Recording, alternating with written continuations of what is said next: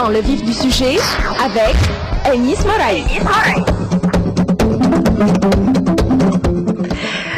Bonjour et bienvenue à toutes celles et à tous ceux qui viennent de se joindre à nous sur les ondes de Radio Tunis chaîne internationale. Tous les mercredis entre 8h et 9h, on rentre dans le vif du sujet et chaque semaine c'est un autre sujet si ce ne sont d'autres sujets comme c'est le cas pour aujourd'hui. Eunice Moraes, bonjour. Bonjour Fatma. Bienvenue parmi nous, bienvenue chez toi. Alors aujourd'hui on va s'attaquer à deux thématiques. Dans une deuxième partie, les médias, le syndicat des journalistes et les élections. Mais dans une première partie, on va parler de questions chaudes. Très chaudes. Et là, je me retrouve un petit peu chez moi aussi. Et ça fait tout drôle de parler de sécurité le matin pour moi. Tout à fait. Puisque vous assurez donc le forum de la sécurité sur RTCI, vous le faites très bien d'ailleurs. Donc aujourd'hui, effectivement, Fatma, j'ai décidé de parler de questions militaires, dans un premier temps, et ensuite de parler d'un congrès très important aussi qui nous touche particulièrement, nous, RTCI aussi, c'est le congrès électif du syndicat des journalistes tunisiens. Mais pour commencer, on va parler un peu de cet arrêté républicain qui vient d'être émis par le président provisoire de la République, annonçant donc la zone de Charambi comme zone militaire fermée. Voilà. Ensuite, on parlera donc de journalisme. Voilà, donc cet arrêté qui a été controversé par certains et puis il y a des questions qu'on se pose aujourd'hui. Pourquoi maintenant? Qu'est-ce que cela implique? En tout cas, tout cela, on va en débattre, on va essayer d'avoir les explications d'un expert, d'un connaisseur que tu nous présenteras bien entendu. Tout à fait. Donc depuis que le président provisoire de la République a décidé par arrêté républicain de rendre la zone du Charambi une zone militaire fermée, et les supputations en fait vont bon train dans les médias et chez l'opinion publique sur l'opportunité de cette décision, sur son timing et les événements à suivre. Est-ce que c'est le déploiement final pour nettoyer au Karcher ce qui reste des niches aux terroristes disséminées un peu partout dans les grottes et les vallées de la montagne? Est-ce que la menace terroriste est passée à un niveau d'alerte plus important et que des attaques imminentes visent la Tunisie et ses voisins libyens et surtout algériens sont à craindre? L'Algérie justement, un pays endeuillé par le terrorisme dans la nuit du samedi à dimanche, où 14 soldats sont tombés sous l'effet nourri d'une embuscade lâche, alors qu'ils rentraient d'une relève ayant servi à assurer les élections présidentielles. La Libye, l'autre voisin, où rien ne va plus, un pays en dislocation, où végètent des milices armées. Les terroristes détiennent 2 de nos diplomates, ça aussi c'est une autre paire de manches, Gantassi et Béchir. Leur sort est entre les mains des terroristes islamistes. Ceux-là monnaient leur vie contre la relaxation pure et simple d'autres terroristes détenus de nos GL. Rien que ça. Entre-temps, l'ambassadeur tunisien à Tripoli est rentré il y a une semaine. Officiellement, rappelé pour une affaire urgente. Officieusement, par crainte pour sa vie. Ça se comprend. Ouais. Un ambassadeur est un gros poisson dans le ventre des terroristes, si jamais il venait à être capturé lui aussi, comme son homologue jordanien. Mais que pensent les chancelleries étrangères, Fatma? Les États-Unis sont plus qu'inquiets. Et retenez ça, le général David Rodriguez, commandant de l'armée des États-Unis en Afrique, l'Africom, a averti vendredi dernier du danger de la situation sécuritaire en Libye, qui soulève maintenant des défis trop grands, je souligne le terme trop grand, pour son pays et les pays voisins, et peut-être l'ensemble du continent africain. Et avec nous, j'ai le plaisir d'accueillir le colonel-major de l'armée de l'air à la retraite, Salah Betoumi. Mon colonel-major, soyez le bienvenu sur les ondes RTCI. Avec vous, on va essayer de débattre de toutes ces questions.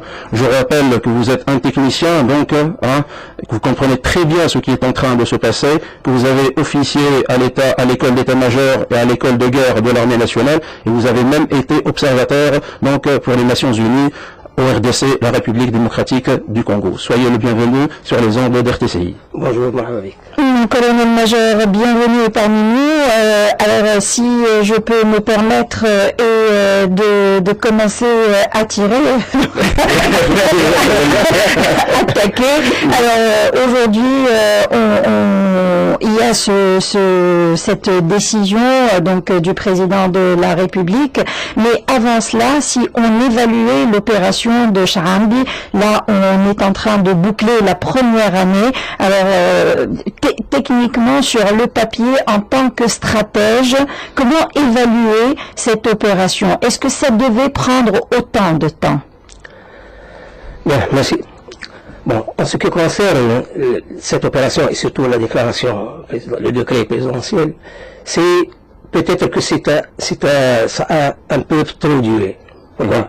Parce qu'il faut surtout assurer l'état de droit. L'état de droit. Charambi est un morceau tunisien. Et ça fait depuis un bon bout de temps qu'il est approprié par des terroristes. Donc la première chose, c'est une urgence, il faut récupérer la partie territoriale tunisienne sous l'État tunisien. Donc ça, c'est une priorité. Malheureusement, évidemment, on avait des moyens, il y avait peut-être un manque de moyens, et surtout ne pas oublier que la zone de Charambi est une zone très vaste et montagneuse, et surtout sur les frontières algériennes. Donc, c'est une zone très vaste, et ils ont évidemment, avec les moyens qu'ils ont, évidemment, se déplacent surtout, mais surtout, ils ont maintenant, sont en train d'utiliser des mines antipersonnelles du artisanat, et ces mines-là sont en train de jouer le mouvement. Évidemment, il faut avoir les moyens, il faut avoir aussi les décisions. Donc, la décision politique est arrivée, tant mieux. Bon, maintenant, il va arriver en retard, mon colonel-major. Je ne dirais pas qu'il va arriver en retard, il y a ce qui est sûr, certain, il y a des raisons pourquoi on n'a pas foncé directement.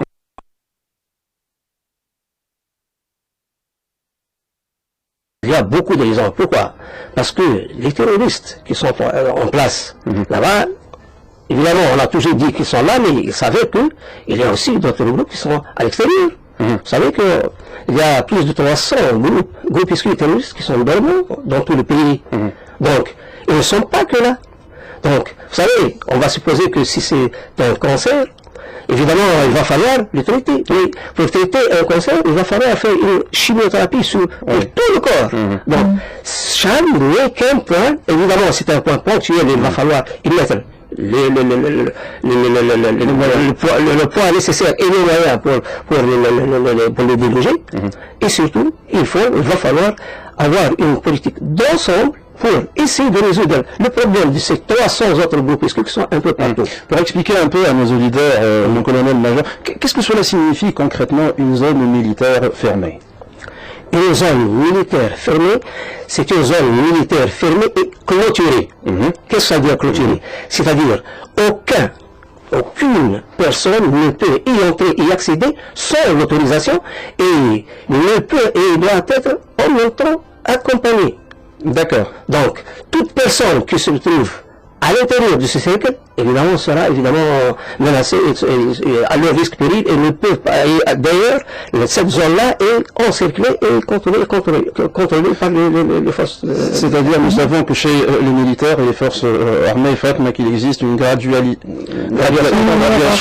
l'utilisation de la force. Donc, dans cette zone-là, comment se fait cette graduation-là? Est-ce qu'on observe une graduation? Est-ce qu'on tire à vue, hein? Ou comment procède réellement?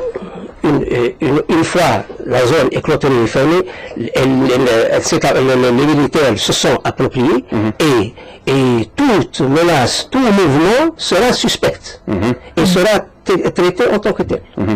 Donc, on peut considérer aussi qu'il y a une logistique qui a été faite au niveau du Gasserine avec certains qui habitent au Gasserine. Est-ce qu'on peut dire qu'on est en train d'essayer d'étouffer les terroristes pour ne pas être ravitaillés avec cette mesure-là? La question est un peu plus large que ça. Oui. On est en train d'essayer d'abord résoudre le problème de Shaabi lui-même, donc essayer de conquérir le terrain, pour conquérir les hauteurs et d'idéologie pour s'approprier le terrain, mais aussi il faut avoir en tête que nous avons, et d'ailleurs à l'intérieur ils doivent avoir une certaine logistique, et il doit y avoir des cheminements. Je vous ai dit que dernièrement on vient de découvrir qu'ils ont ouvert deux tunnels de galeries qui étaient utilisés par les moudjahidines algériens depuis la guerre de l'indépendance, et apparemment ils ont été ouverts ces derniers temps. Et ils sont utilisés par les qui passent à travers passant à travers les frontières tuniso-algériennes. D'accord. Donc là, il va falloir les fermer, il va falloir aller devant. On peut les trouver comme on peut ne pas les trouver. Il faut ça, évidemment, de temps en temps, on entend des accrochages avec ces groupuscules, mais ils sont ils bougent beaucoup. Et ces gens-là, ils peuvent y être qu'on peut se sortir, parce que la zone est très large, et il y a des tunnels, comme je vous ai dit, qu'ils peuvent les utiliser pour quitter. Alors, l'application de la loi, on se souvient avec ce qui s'est passé à Rawed, des fois, elle peut résoudre beaucoup de problèmes quand on a parlé de la question de location, de maisons, mais aussi de garages ou tout autre bâtiment pouvant servir justement à ces terroristes. Alors, des fois, appliquer la loi, parce qu'on s'est rendu compte aujourd'hui qu'on loue, on vend sans qu'il y ait vraiment de transparence dans les transactions, et des fois, sévir de ce côté-là pourrait aider dans la lutte contre le terrorisme, c'est-à-dire que c'est toute une stratégie. Aujourd'hui, il faut impliquer tout le monde. Oui, absolument. Évidemment, le Shaabi n'est qu'une partie du problème. Évidemment, il va falloir que toutes les autres composantes entrent en action. Au niveau du ministère de l'Intérieur, il va falloir, par exemple, rechercher et agir. On entend parler de temps en temps de groupes, et il va falloir essayer d'aller chez les groupes et arrêter les gens, parce que vous savez, en télécommunication, il est très simple de reconnaître quelqu'un le numéro de quelqu'un qui a un téléphone, qui est le nom de quelqu'un pour aller de X à Z. Donc, il suffit que le ministère des Télécommunications entre en jeu et essayer de dénicher ces gens-là, les reconnaître, les retrouver, et essayer d'utiliser, évidemment, essayer d'appliquer la loi, et essayer c'est-à-dire d'appliquer une justice républicaine. C'est-à-dire que il faut appliquer la loi, il faut utiliser les moyens technologiques nécessaires pour pouvoir les déloger. Peut-être, mon colonel-major, excusez-moi, c'est peut-être très facile à dire que faire, parce que le problème avec les terroristes, c'est qu'ils utilisent donc ce que vous appelez des réseaux dormants. En fait, mais les réseaux dormants, dans leur stratégie d'évolution, n'ont pas de relation directe entre elles-mêmes. C'est-à-dire, si une cellule est grillée, elle est totalement grillée, elle n'a pas donc, je dirais, de point d'attache avec les autres cellules. Bon, on a vu qu'avec l'opération de Rawed, c'est elle qui a abouti à l'opération de Cité Nessim, mais au-delà de ça, ces réseaux dormants existent toujours, et c'est très difficile de les dénicher à chaque fois qu'on capture quelqu'un ou qu'on... Sauf que à côté, donc, justement, des réseaux dormants et de leur propre stratégie, il y a aussi les outils des services de renseignement. Et en Tunisie, nous avons des services de renseignement militaires et les services de renseignement du ministère de l'Intérieur, et jusque-là, ils ont prouvé leur efficacité pendant des décennies, et aujourd'hui, on se pose des questions sur l'efficacité de ces services de renseignement, et on revient... Avec Brahmi et Chokri Belaïd, c'était pas vraiment très efficace. Non, je parle d'avant la Révolution, et aujourd'hui, on se pose des questions, et on revient à la question de la volonté politique. Vous avez raison.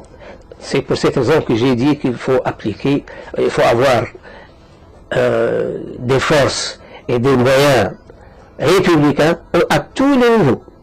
Parce que si on a, quand on a arrêté les gens de Rawed, évidemment, on a arrêté avec eux des documents, des portables et tout. Et tout ça, ça fournit des numéros, des renseignements sur les autres, sur le reste des réseaux. Et évidemment, je vous ai dit que Un terroriste ne peut pas ne pas communiquer, donc ils communiquent tout le temps. Et ils ont toujours des moyens. Évidemment, ils utilisent parfois des codes, mais avec le temps, avec l'espace, vous savez, nous avons, en Tunisie, nous avons les gars de l'intérieur, qui sont très performants. Au niveau mondial, ils sont reconnus. Vous savez, dans des pays, des années qu'on a fait pour eux, parce qu'ils l'ont prouvé. Maintenant, on veut qu'ils le prouvent. Pourquoi? C'est s'il y a des décisions et des décisions qui émanent de gens républicains qui ne pensent pas à leur parti, peut-être ça va résoudre le problème. D'accord. Oui. Justement, sur un plan stratégique, maintenant, je voudrais savoir, est-ce que vous estimez, là on va essayer de faire des supputations, des évaluations de la situation, est-ce que vous estimez qu'on pourrait y aller dans un va-t-en-guerre, c'est-à-dire on va essayer d'envahir le mont Charambi, éventuellement pour déloger ces terroristes-là, ou est-ce que le bombardement par l'aviation pourrait être donc une solution selon vous? Vous qui êtes donc colonel-major de l'armée de l'air. Oui, pour la question de bombarder, on bombarde s'il y a des gens. Oui. Chaque fois qu'il y a contact avec des militaires, des intrus, on va entrer en contact. Mais en attendant, il va falloir, on va rester jusqu'à quand? Donc maintenant, ce qu'on est en train de faire, on va aller occuper le terrain. Quel que soit le moyen, on va occuper le terrain et on va les déloger. Parce que, vous savez, maintenant, le Charambi est pratiquement clôturé.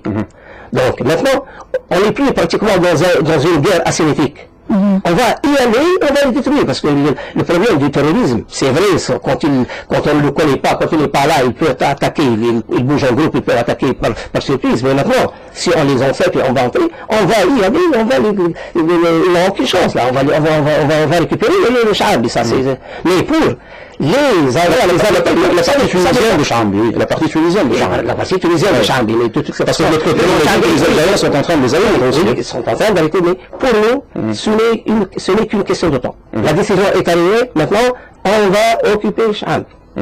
Il n'y aura nulle part. Je vous ai dit que aucun groupe terroriste n'a jamais gagné une guerre et qu'on va les gagner. Maintenant, le problème, c'est que là où on ne les connaît pas, ceux qui sont vraiment ailleurs, à Charambi, le problème va être résolu. Même à Asmena et autres, les zones limitrophes, ils vont être. On a acquis de nouveaux moyens. La bonne nouvelle, et c'est là ce qui va changer la donne. Parce qu'on n'avait pas, on avait serré, on a hérité d'un moyen militaire technique très limité. Maintenant, on a acquis certains moyens. On parle de l'acquisition d'hélicoptères de combat Apache. Est-ce que vous avez cette information-là? Est-ce que vous confirmez cette information? Je laisse le militaire, c'est la grande bête. Je lui laisse le soin de confirmer ou d'infirmer, mais ce que je peux vous dire, c'est que le problème du terrorisme pour les militaires, ce n'est pas un vrai problème. Parce que une fois il est là, on l'attaque, il est lui. Le problème, c'est qu'on n'a pas de l'ennemi. Parce que pourquoi les terroristes sont asymétriques? Les terroristes ne font jamais de front. Ils se déplacent en groupe très limité, 2, 3, 4, 5, pas plus. Ils ont des armements très légiers. Et ils n'attaquent jamais de front, et ils attaquent par surprise. Ils dorment, ils sont très patients. Alors là, ils sont très patients, ils attendent, et ils n'attaquent que par surprise.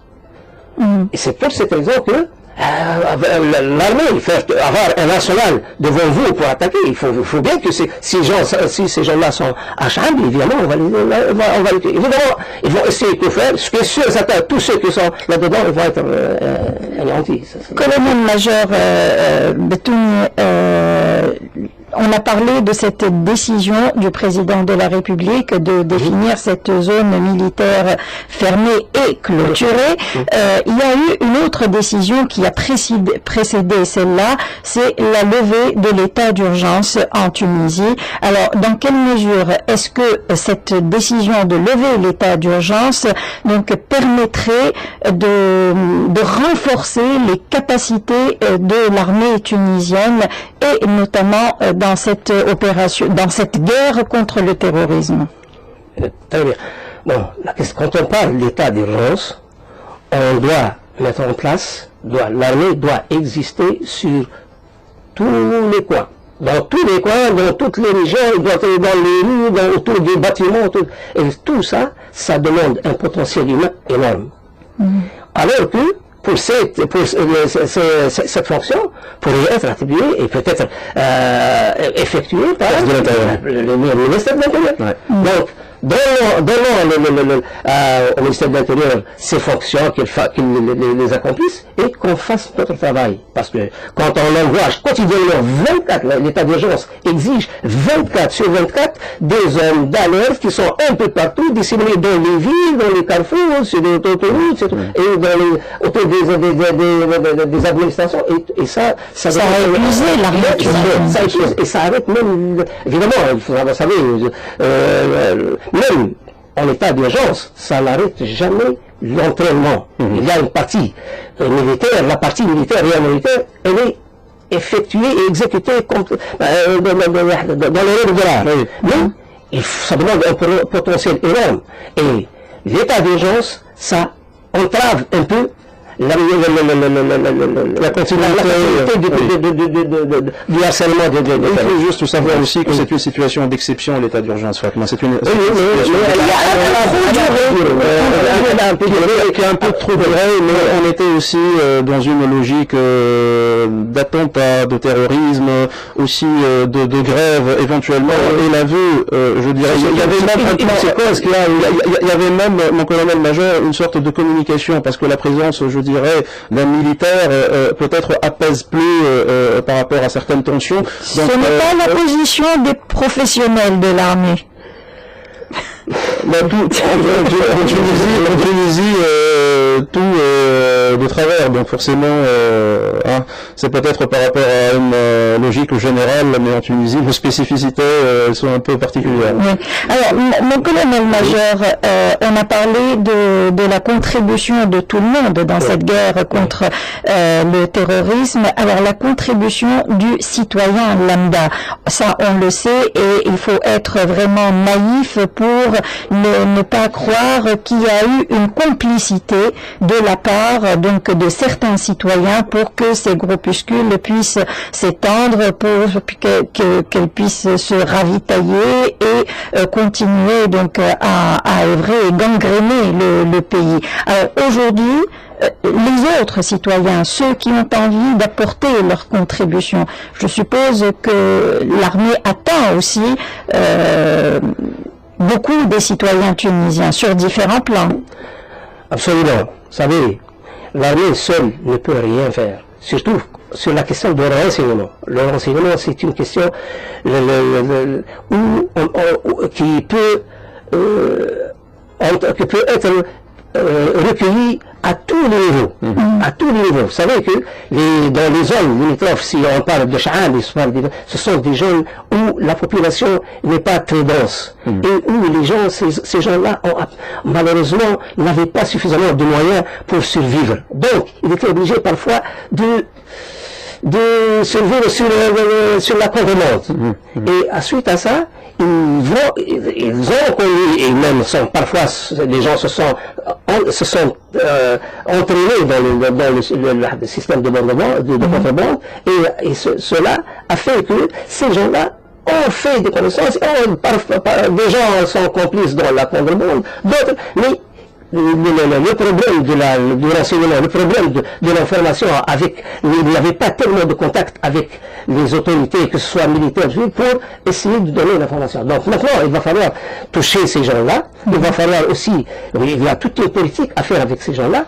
À un certain moment, on a proposé de ces gens-là pour les recrutements des militaires ou des agents de l'intérieur, pourquoi ne pas toucher ces gens-là en une priorité? Ils peuvent se les valeurs, ils trouvent un moyen de quoi vivre, un moyen décent, et surtout, ils peuvent aussi aider au renseignement. Et ils connaissent le terrain. Ils connaissent le terrain, bien sûr, ils connaissent le terrain, et ils connaissent même les gens. Ils connaissent tous ceux qui sont, et tous les individus qui ne sont pas de la région, qui sont de la localité, ils vont être directement impliqués.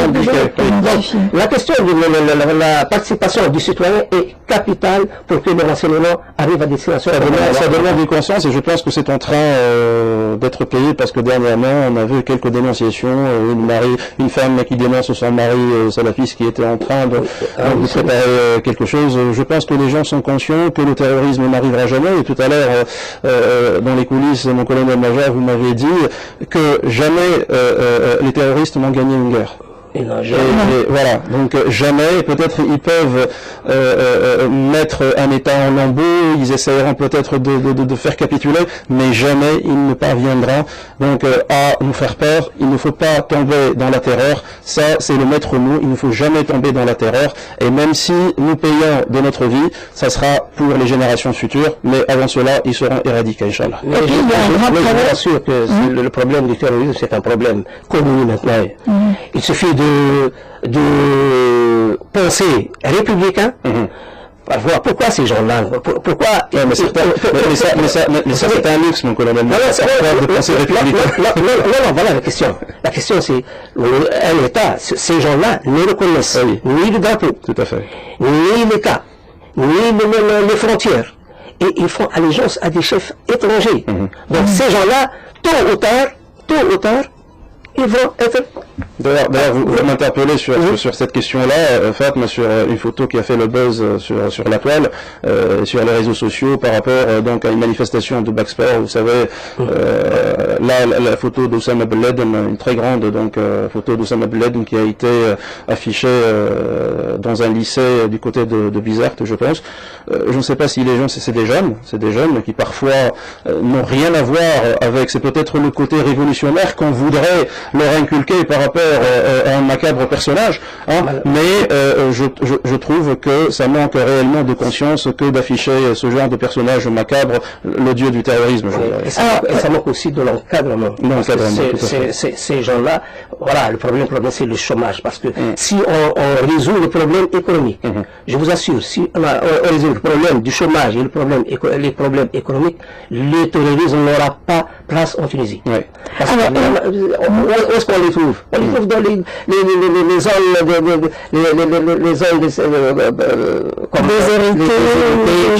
zones toutes les zones déshéritées, et ces gens-là n'ont pas de quoi vivre. Et surtout une jeunesse qui ramène des gens qui ont des niveaux supérieurs, et ils ne trouvent pas comment vivre. Évidemment, malheureusement, ça c'est malheureux, et c'est le désespoir.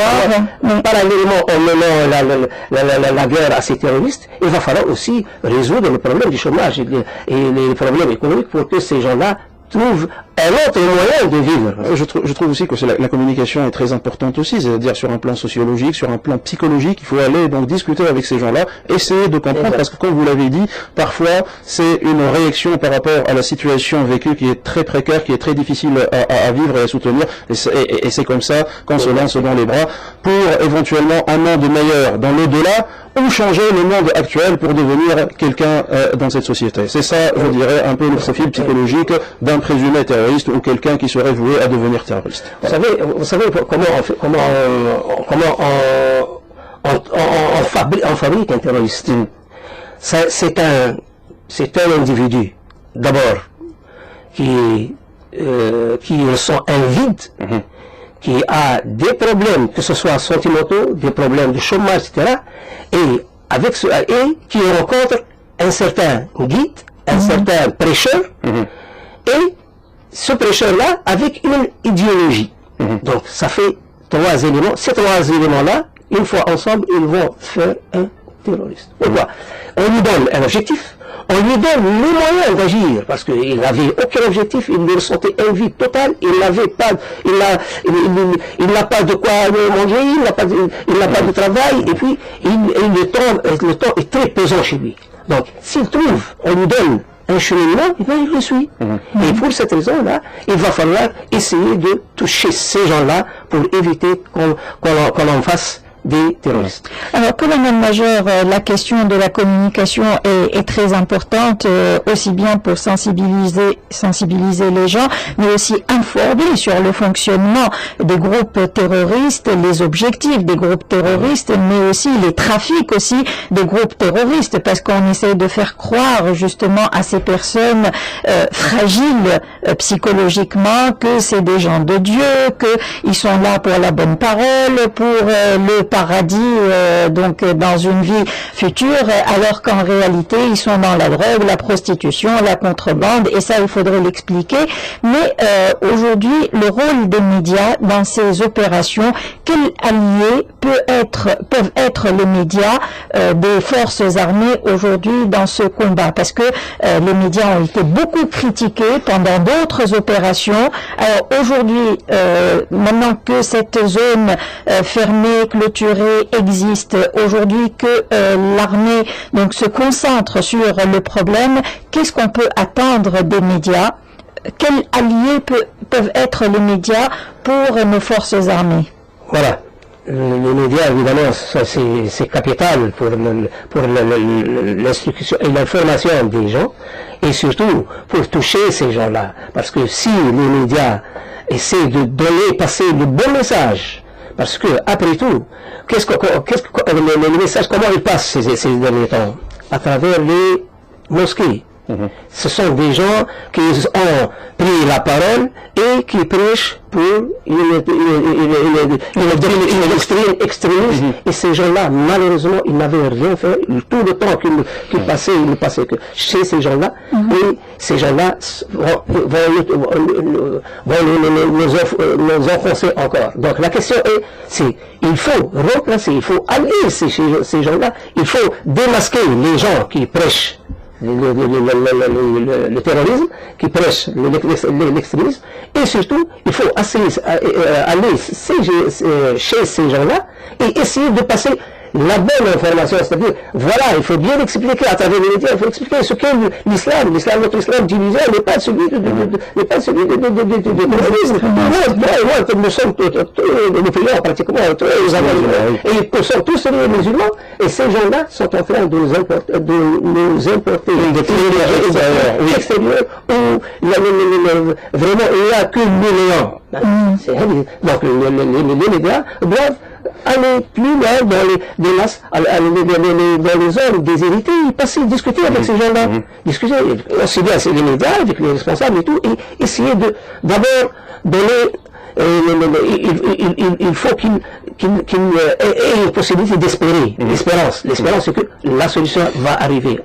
Merci mon colonel-major. Je rappelle donc que vous êtes colonel-major de l'armée de terre, à la retraite, de l'armée, excusez-moi, c'est une déformation professionnelle ça. Donc Salah Batoumi pour tous ces éclaircissements et on espère vous revoir très bientôt pour discuter de ça. J'espère d'ici là qu'il n'y aura pas donc des événements terroristes, mais on sera quand même très heureux de vous accueillir pour nous éclairer par rapport à ça.